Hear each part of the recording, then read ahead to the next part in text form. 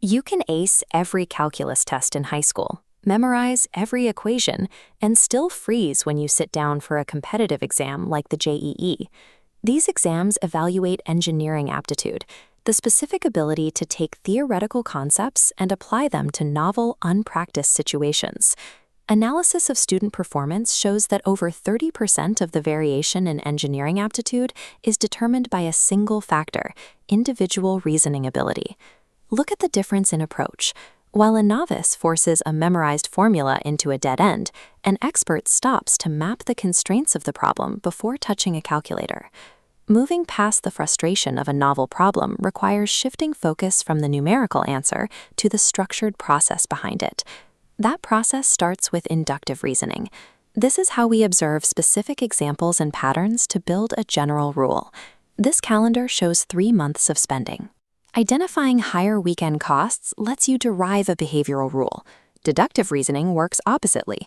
You apply established rules to specific cases.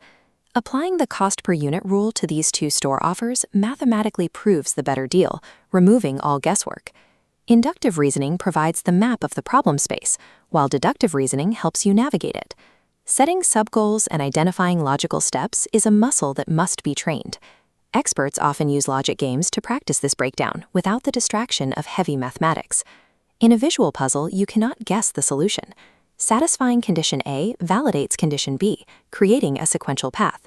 Pause the video here. Identify the exact logical rule governing this new sequence, and write down the why before hitting play.